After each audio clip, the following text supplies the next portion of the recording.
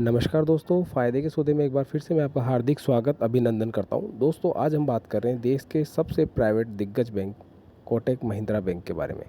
दोस्तों, बताना चाहता हूं कि देश का प्राइवेट सेक्टर का सबसे दिग्गज बैंक कोटक महिंद्रा बैंक के बारे में चर्चा करने का मतलब ये है कि आज हम आपको बताएंगे बैंकिंग सेक्टर में कितना रिवोल्यूशन हो रहा है।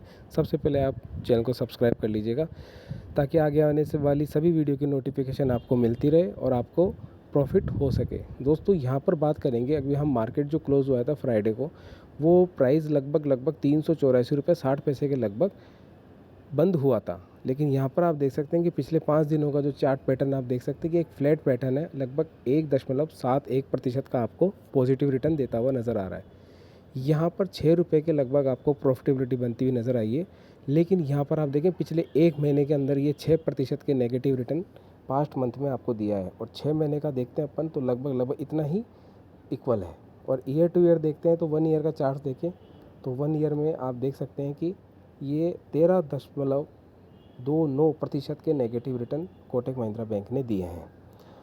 आप इसका 52 वीक का जो हाई है वो लगभग 450 रुपये के लगभग है, और अपने ये 52 वीक लो के लगभग ही ये स्टॉक लगभग चल रहा है।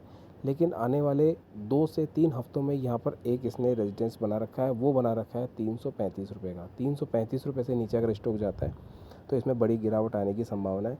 निफ्टी का चार्ट पैटर्न देखते हैं तो निफ्टी भी एक फ्लैट सपोर्ट पे ये बनी हुई है। यहाँ पर हम देखें दोस्तों तो यहाँ पर जो मार्केट कैप है इसका 76,000 लाख करोड़ रुपए का मार्केट कैप है।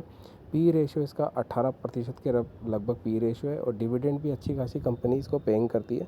तो निवेशकों के लिए बेहतर रिटर्न देता हुआ आपको कोटक महिंद्रा बैंक बन सकता है। अब आगे आने वाले दिनों में आपको ये करना है कि अगर ये मंडे को मार्केट खुलता है तो आप इसके अंदर अगर नीचे के लेवल में आपने इसको बाइंग कर रखी है तो एक एसआईपी के थ्रू आप इसको एवरेज कीजिएगा। एवरेज का जो बाइंग मूल्य है वो पड़ेगा आपको 365 रुपये। 365 रुपये के नीचे अगर ये जाता है तो आप इसमें बिकवाली कर सकते हैं। लेकिन नीचे के रेट में अगर आपने इसको काफ़ी नीचे रेट आप ले रखा है, लगभग 6 महीने पहले लगभग ये जब स्टॉक था ये 350 के रुपए के लगभग आपकी अगर बाइंग अपॉर्चुनिटी ले रखी है तो इसको आप ना निकालें, क्योंकि आने वाले दिनों में ये 400 रुपये से ऊपर जा सकता है। और ऊपर की तरफ आप स्टॉप लॉस लगाएंगे तो पहला टारगेट रहेगा 410, दूसरा रहेगा 425। 425 रुपये के ऊपर आप इसको प्रॉफिट बुक कर सकते हैं।